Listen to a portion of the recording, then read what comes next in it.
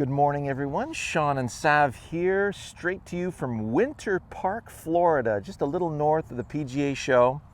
We thought we'd take a little hiatus this morning to do a couple of videos while we have a cute little range here.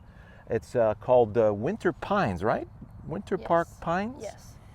And so we're going to do a warm-up together face to face, which is really cool. And our warm-up usually always begins with a little bit of a chip shot. Yeah. And at the same time, well, chipping on Bermuda is a little different than chipping on regular grass or, bent grass at home or Poana grass, and especially when there's a little bit of grain involved. So we're going to try and find a little chipping green right here afterwards and do a couple of little chips with some grain. But we're going to use that as our warm-up leading into our pitch shots. Mm-hmm. So right out of the gate, Sav, see that little tuft of grass right there? Yep. We're going to go pick your intermediate point and let's land it at that distance in line with the intermediate point. So I've got my tee here as my intermediate point. You got a leaf? Yep. And so we're using the weight of the arms and club to perform the task. Now you can see where you're bottoming out. Yeah. So where are you going to put your golf ball? Yes, exactly. So because you chip with your feet much closer together, basically your feet are almost together right now, mm-hmm. You're playing the ball just outside your back foot. There's a little sweet spot there for the amount that you can have your hands ahead of the ball. So if it's too far forward, you're going to gouge. Mm-hmm. If it's not far forward enough, you gotta shove and push the hands forward. But this close, see where my low point is naturally? Yeah. Okay. So your momentum is also going in the direction of the intermediate point? Yeah. All right. To 6 inches, very nice. So do you notice how important this is? Right out of the gate, mm-hmm. We have a direction for the momentum, which is really, really key for direction of the backswing. Yeah. We have a destination on how far we need to land this ball, which is, well, now that you know how far you're landing the ball, you know how much momentum to use instinctively, right? So if I, put this in you're not even left-handed, right? Stay with your posture. Toss that ball here. How'd you know it was that far? You're not even left-handed, right? No. So because you're a gravity genius, mm-hmm. and you have a target, mm-hmm. you knew how much momentum instinctively to give. So all of you are geniuses with gravity. So now that we have a distance, you instinctively know how much momentum to use. Yeah. And I think it's important to do this too in a warm-up because a lot of people just go, oh, it's a warm-up, I don't have to do anything, right? You don't have to do anything with your focus. And then you get around to starting to hit some shots and then you're like, well, what's going on? Why am I not hitting it well? Yeah, why am I so defective? Yeah. And I see, especially those of you who struggle with chipping, if you don't know how far to chip it, you're going to naturally start to guide it and stick handle it, and therefore you can't use momentum, and then you become a gravity dope, right? You're thinking, what's wrong with me? Yeah. So those two ingredients, we need a direction and we need a distance for it to be successful. All right.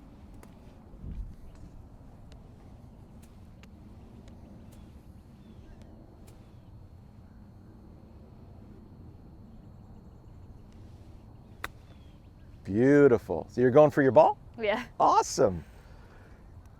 Now, the other thing I wanted you to notice on what she just did, and I see this way too often, especially in putting.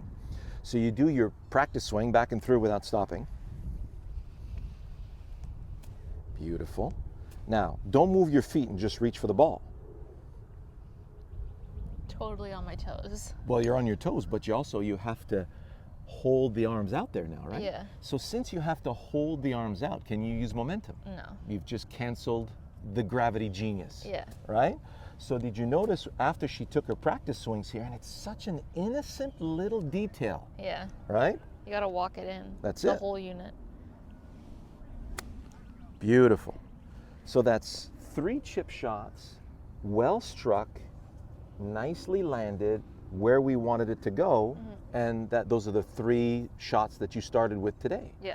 So now you're thinking, oh, everything's okay, Yeah. right? Yeah. All right, keep going.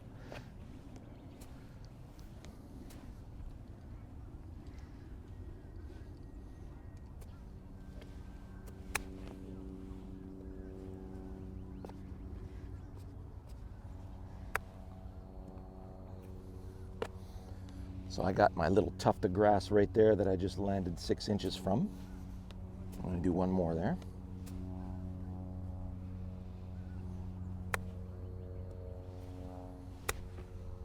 Lovely.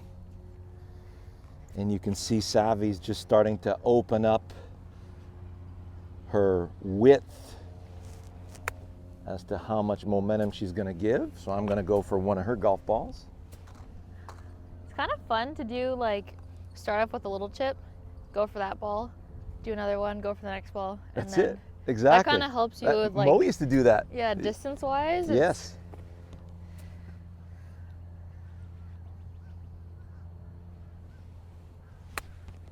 Lovely.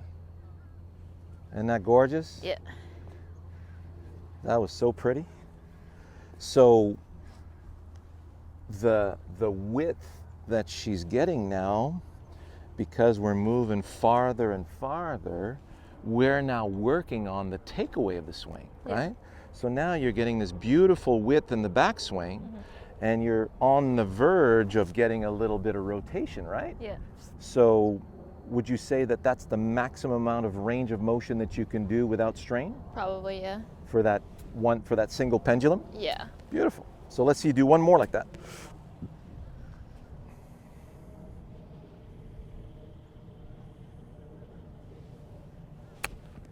That's gorgeous. So talk about consistency now, right? Yeah. And you can't drop your guard. It's No. like, okay, I'm going this way. I'm gonna land the ball there. I'm gonna land the ball right at that first ball right there. I'm going right edge of that. How much momentum do I need to land the ball there? And it's just like, yeah, it's about this much momentum. And look at that, a foot away. Lovely. So when you're landing a foot from where you want to land the ball, well, that's how you're going to stay really, really close to your shots when you're chipping.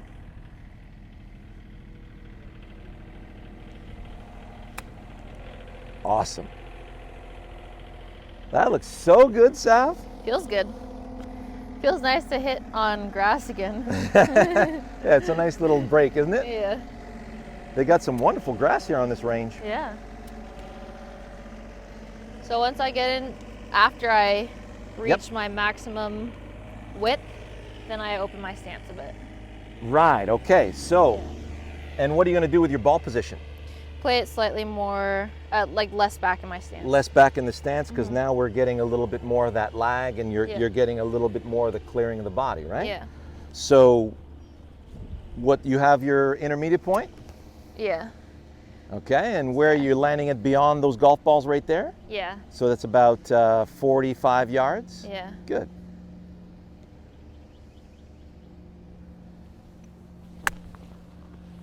All right, so you're going for a little bit more of a 3/4 pitch? Yeah. Very nice.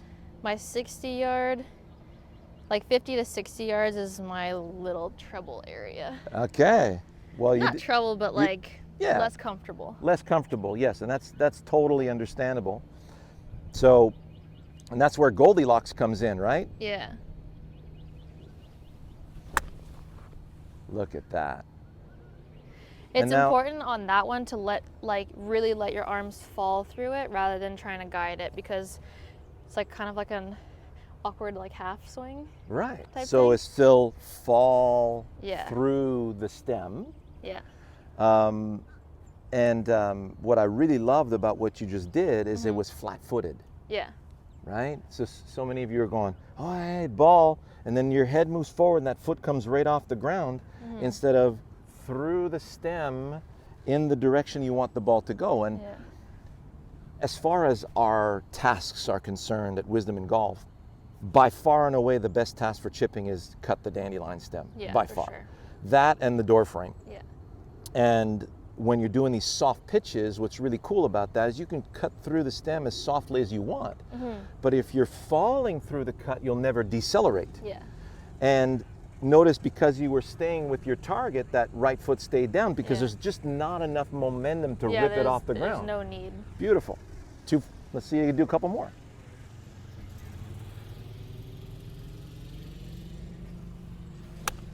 Oh, that is so pure. That was the best one. That is so pure.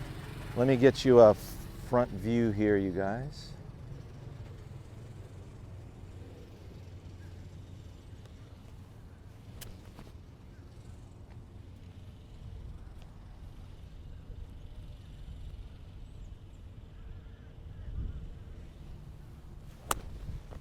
Beautiful, Sav. It's like you could put a blanket on those 3 golf balls right there. Fantastic. All right, so I just had to show you how good that looked.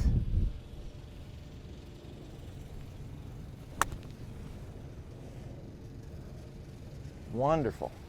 Let's see a couple from you. Yeah. So I'm going to do a couple of the full length chip. That's about as far as I can go, which is basically about the same distance as you were doing it.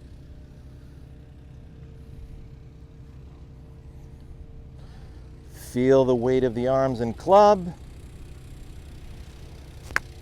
Let the weight of the arms and club cut through the stem. And there I've got 2 side by side, about 6 inches apart where I want it to be. This is such a nice surface, right? It Yeah, really it really represents what you would see on the golf course. Yeah. So my 50-yard pitch, so now I'm going to go just a little draw pitch, ball just a hair back of center, my feet a little wider.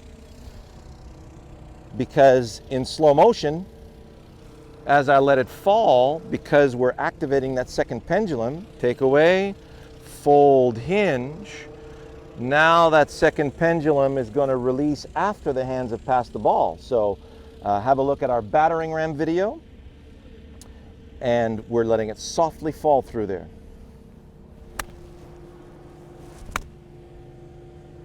Perfect.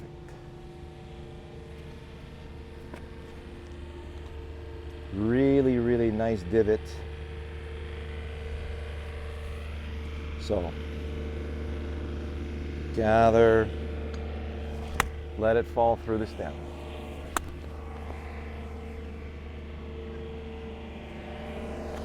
Good. One more? Yeah. So here's a really good lead-in to next week's video, where we're going to be talking about delivering that power package, right? So if you were to do, show me your setup for a pitch shot. Yeah, facing the camera, there we go.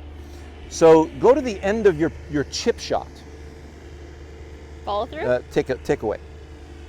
So notice right now both arms are straight, you're basically almost fully turned. Yeah. Now right there, your left arm feels the need to fold, doesn't it? Yeah. So you're going to allow it to fold and let the wrist hinge. So now, with this folded and the wrist set on the snuff boxes, we have a loaded arm unit. So that's going to transition and it's going to be delivered. So the 2 pendulums of your swing, you've got pendulum number 1, which is the sternal notch, which you're using. So do a couple of chip swings.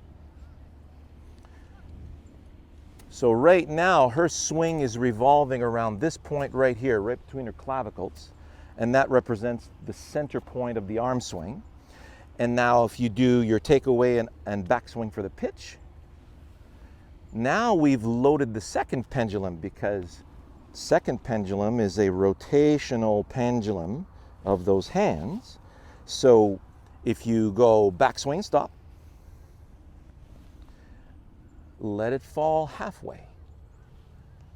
So notice how the hands are coming through first. This is still not being delivered. Everything's falling around that center point. And then right about there, you feel how gravity's pulling down hard on your club, isn't it? Yeah. So everybody's a little different as to how much lag they're going to carry. Henrik Stenson carries a lot less lag than, let's say, Rory McIlroy or Sergio Garcia, and everybody's got differences when it comes to that. So when you let it fall, you're letting it fall through the stem, you're anticipating cutting through something. Yeah. Go back to the top of that backswing again and stop, and this is really key for you guys. Yeah, let it fall halfway. Okay, stay right there. So if you're coming over here and you let the second pendulum go first, the low point of the swing is actually around that as well, right? So notice now the club is actually coming back up. Yeah. So it's very easy to top, Yeah. and you're adding a lot of loft to it. Yeah. See that? Whereas you need to do this if you're going to squeeze it through a door frame. Yeah. Right? Or cut through that stem. Yeah.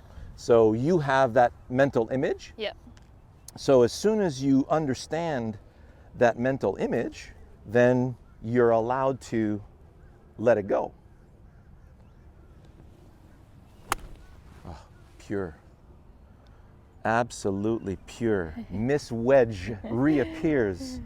So I hope you enjoyed that video, and stay tuned for next week, where we're going to show you how to deliver a super loaded power package so that you understand where everything where peak speed occurs in the swing, and how that power package, which is, you saw the training aid of that thing, but that loaded arm unit, where it delivers full speed and where you should experience it, and how that feels, especially when you do it right and when you're doing it incorrectly. So we'll see you then.